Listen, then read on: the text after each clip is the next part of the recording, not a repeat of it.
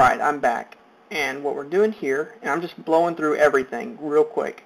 Now I know that you can go back through and watch something if you need to figure out how to do it. You can always look up, there's documentation, there's a manual, there's tons of tutorials online.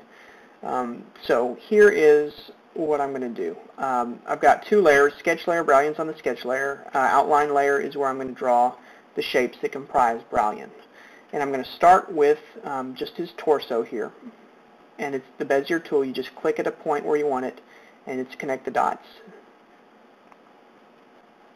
Alright, now these lines here will be covered up by the outline that is his shorts, so I'm not really too concerned about where the line lands there. You'll understand in a moment just kind of my reasoning behind a lot of this stuff. Now I'm really only just drawing his torso here, so I'm leaving out his arm, I'm leaving out his neck. There's his torso. This is the shape that is his torso. I'm going to zoom in a little bit. Now it's not perfectly smooth. I just clicked on the Edit Paths by Node, or press F2, and that shows you the nodes that you've just drawn.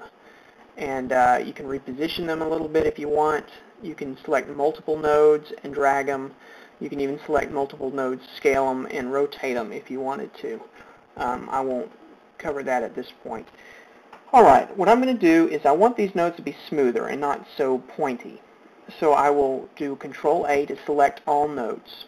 Now there are a few nodes that I do want to have a sharp point to, like this one here on his chest. So you hold down Shift and click that, and now it unselects it. It's yellow if it's selected, it's gray if it's unselected. And this one up here I still want to have a sharp point to also. It won't be seen, it'll be covered up by his chin, but, whoops, okay.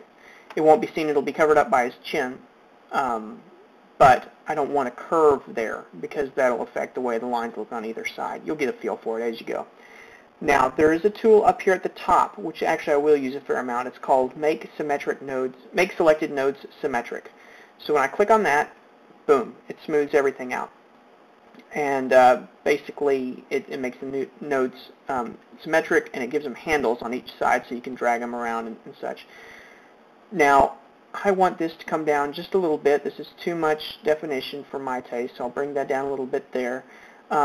This line might be a little more curvy than I'd like. What I could do is, if I delete nodes, select nodes, just drag and select, and then hit delete on the keyboard, it makes it smoother. It removes geometry, and it makes the overall shape transition more smoothly. And I'm dragging these handles around on the nodes just to get more shape for what I want. You can actually drag on the line itself. You can play with it and figure out what works best for you. But I'm going through and just kind of simplifying some things, deleting some extra nodes that I feel are extraneous. So there is his torso. Now I'm going to draw his arm.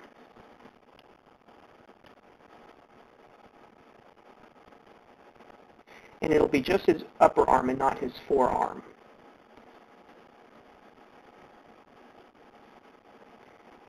And there will be lines overlapping here. There'll be extra lines. Basically, I'm doing everything in complete shapes in what I call bubble art. Alright, I'm doing the node tool here so I can see all the nodes. Control-A, make symmetric, smooths it out. Now back to the Bezier tool. I'm going to draw his forearm. And I start from behind his head because his head will be covering it up. I'm not really too concerned about lines going over where they won't be seen. It's just kind of a time saver. So there is his forearm. And it's kind of the shape of where his forearm is going to be, even behind his head. Node tool, select all, make symmetric. It's smoother now. It's a little bumpy here. I don't like some of these extra bumps, so I will remove some of the geometry. I will remove some of these nodes, smooth it on out.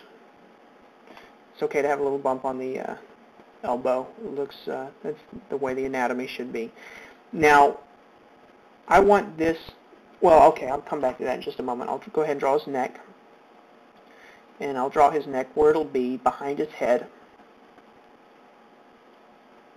And you may be thinking, well, these are extra steps. I mean, why does it really matter that you draw so much where it's not going to be seen? If I wanted to reposition his head, if I wanted to tilt his head or move his head or angle his head or do something different with his head, the neck will still be in place. So basically it'll let me kind of reshape and reposition him somewhat within what I've got, and it really is pretty, gives you a lot more control than what you would just have on paper. Go ahead and select all, make symmetric, and then I will delete some of these points here just so it's nice and smooth in the back. Okay, that's his neck. Okay, so what I've got now is his neck is above his torso and his forearm is then behind his neck, which is fine. So for the forearm, but I want the neck to be behind the torso. So if I have this selected, and I'm not going to drop it down a layer, which is what Shift Page Up and Page Down did earlier. I'm just going to drop it below the shapes within the layer. So if you just press Page Down or Page Up without the Shift modifier key, like I'll press Page Down now, it drops it behind his forearm, and press Page Down again and again, and then now it drops it behind his torso. His forearm is now in front of his neck, which is not what I want, so I will use the Select tool, select his forearm, press Page Down, Page Down. That's appropriate. That's what I want right there. So I will go through and do a few other shapes. I'll go ahead and do his hands, since hands are tricky. And then for the sake of time, I will skip to having everything done after this is finished. So I'll draw his forearm. And sometimes I'll break it off at the wrist and I'll draw his hand separate. Sometimes I'll just make his hand an extension of the forearm. This time I'll just make his hand an extension of the forearm. And that little bump there where the wrist bone is more prominent.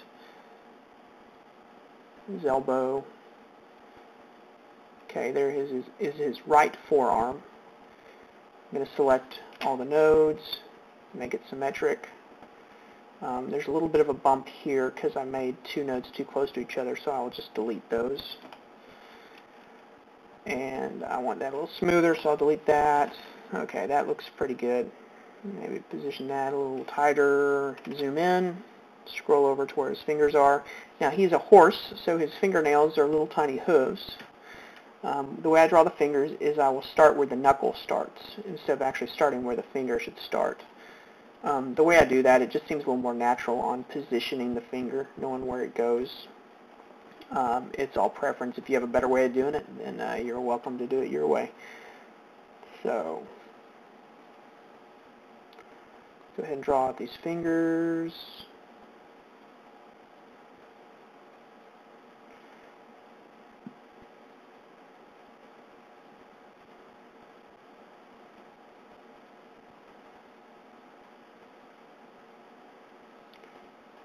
Give me a moment here.